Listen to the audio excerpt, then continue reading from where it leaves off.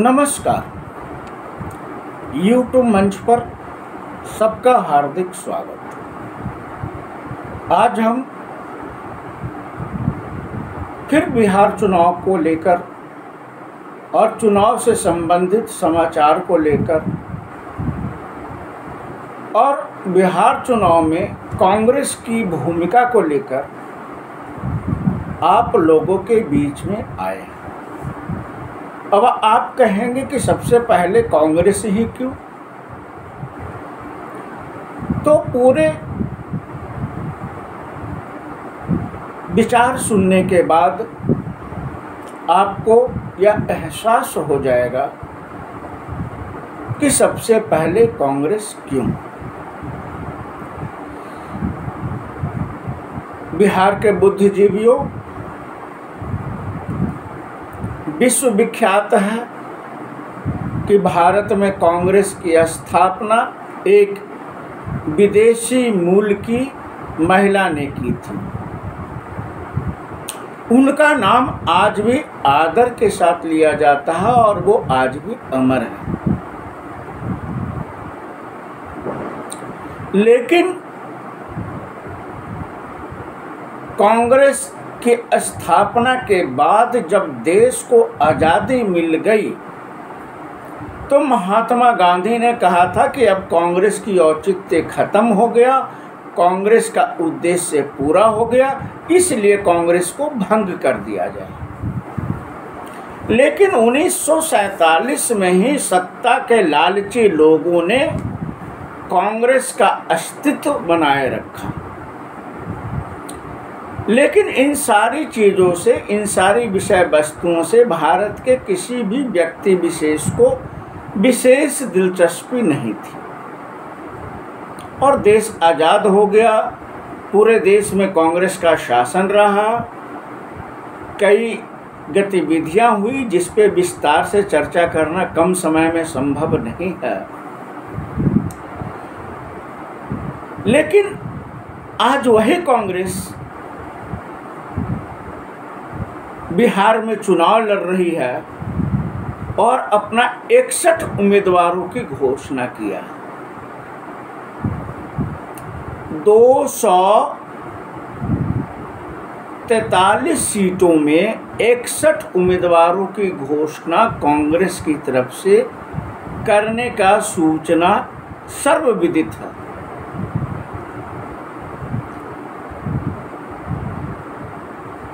वो कांग्रेस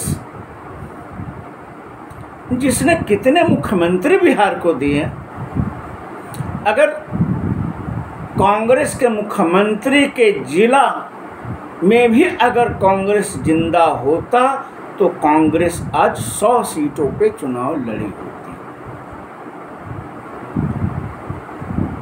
क्या कारण है कि कांग्रेस को किसी अमुक घराने के पीछे, अमुक पार्टी के पीछे, अमुक व्यक्ति के पीछे चलना पड़ रहा, एक राष्ट्रीय पार्टी को?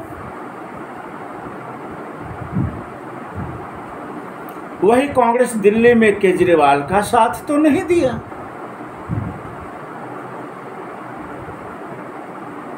लेकिन ये कांग्रेस के अंदरूनी मामला है, उसके लिए कांग्रेस का व्यक्तिगत निर्णय ही सर्वमान्य है।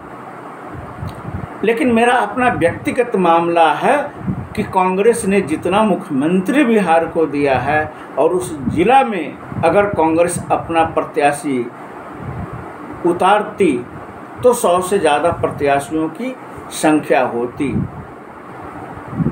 और क्या कमी रह गई कि पप्पू यादव जैसे अनुभवी नेता पर भी कांग्रेस दांव लगाने से हिचक रही है।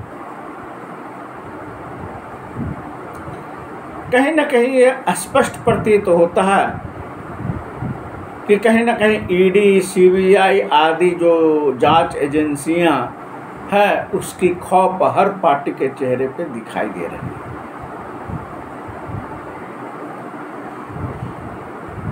बिहार का चुनाव का दोनों चरणों का नामांकन का प्रक्रिया लगभग पूरा हो चुका है और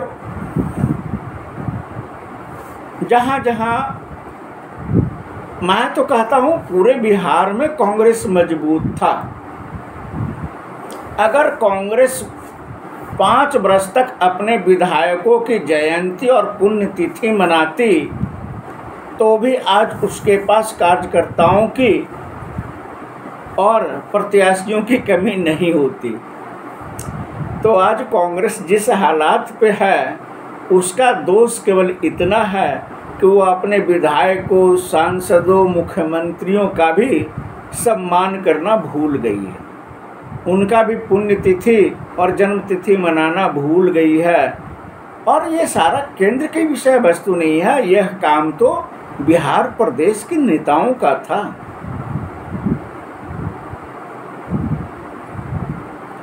कौन पूछेगा कांग्रेसी नेताओं से कि तुम अपने पार्टी के नेताओं के जन्मदिन मनाओगे या नहीं, पुण्यतिथि मनाओगे ही नहीं?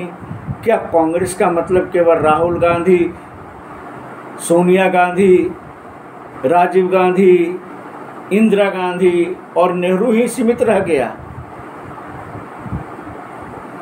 कांग्रेस में पहले भी सैकड़ों कार्यकर्ता और नेता थे, सैकड़ों पदाधिकारी थे और सबको मान सम्मान अगर मिलता तो आज कांग्रेस की यह हालात नहीं होती। मेरी बात कड़वी है, लेकिन कांग्रेस आला कमान पर मुझे पूरा विश्वास है कि वो आगे चलकर इस पर विचार करेंगे और अपने हर प्रदेश का, हर जिला का, हर विधानसभा का, हर सांसद का सम्मान करना याद रखें। अब बात करते हैं बिहार कांग्रेस की। तो बिहार कांग्रेस को मजबूत करने का श्रेय बिहार के प्रथम मुख्यमंत्री श्री कृष्ण जी को जाता है, जिसे लोग प्यार से श्री बाबू भी बोलते थे। उन्होंने बिहार में कांग्रेस की बहुत मजबूत नींव रखी थी और इतनी मजबूत नींव रखी कि अपने तरफ से सनातन को समाप्त करने का भी पूरा प्रयास किया। हर जगह आपको धर्म के नाम पर कई एकड़ का मठ दिखाई देगा, लेकिन बिहार के सारे मठ का दुर्दशा किसने किया, यह आज बिहार जानना चाहता है। लेकिन चलिए, राजनीति है, होता है। भारत में अगर समाजवाद का जनक भी है तो वह कांग्रेस ही है। अगर कांग्रेस कमजोर न होती तो समाजवाद मजबूत नहीं होता। कहीं न कहीं वाम दल या सनातन विरोधियों को शरण देने का कार्य भी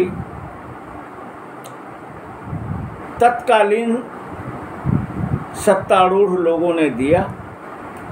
लेकिन मैं लीक से भटकना नहीं चाहता। मैं फिर आना चाहता हूं बिहार चुनाव पे। और बिहार चुनाव में जैसा कि हमने बताया कि 61 जगह पर कांग्रेस ने अपना प्रत्याशी घोषित किया है और उस प्रत्याशियों की सूची में कितने प्रत्याशी जीतकर कांग्रेस को मजबूत करते हैं, यह तो बिहार के जनता पर निर्भर करता है। और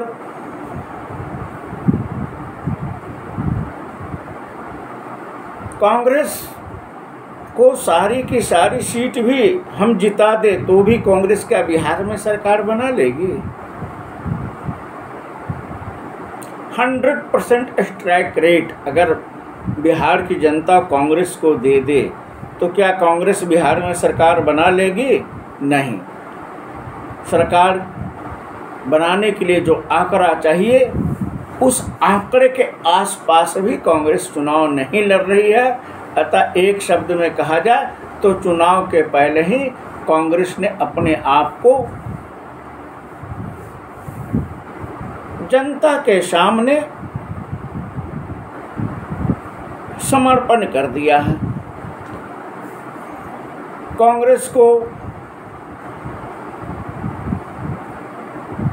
आगे क्या करना है, कांग्रेस कितने सीट पे जीतेगी, यह कांग्रेस पर नहीं बल्कि बिहार की जनता पर निर्भर करता है कि बिहार की जनता कांग्रेस पर कितना विश्वास करती है। और कई जगहों पर, कई प्रमुख सीटों पर कांग्रेस अपने ही सहयोगी और गठबंधन दलों के साथ दो चार कर रही है।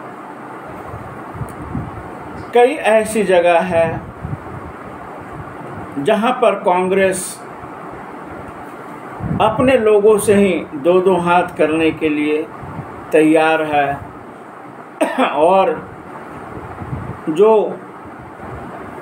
कांग्रेस की लेटेस्ट चौथी लिस्ट आई है उसमें कांग्रेस ने 3 मुस्लिम प्रत्याशियों को टिकट देने का कार्य किया है, जो कि कांग्रेस विचारधारा के अनुसार प्रशंसनीय है।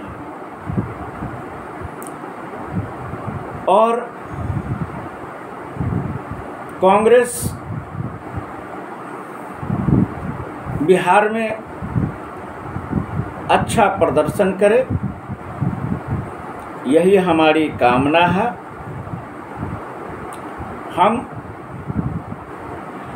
कांग्रेस के साथ हैं और 3 मुस्लिम प्रत्याशियों की लिस्ट जारी करते के साथ कांग्रेस के पूरे प्रत्याशियों की संख्या 60 हो गई है। और बिहार में अगर कांग्रेस जीतती है तो यह जीत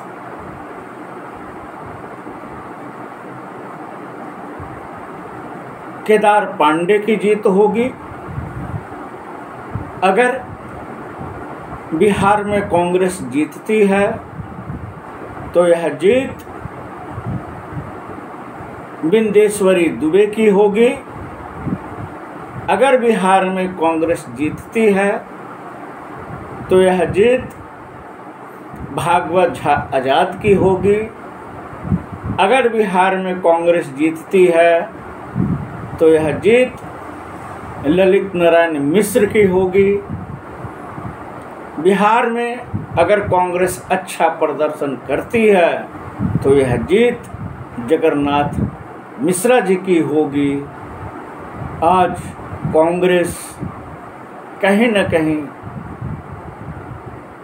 अपने राजनीतिक उद्देश्य से भटक रही है।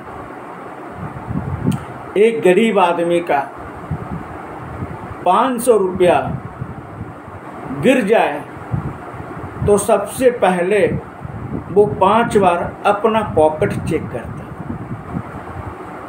फिर घर फ़ोन करके पूछता है कि कहीं पैसा घर में तो नहीं छूट गया।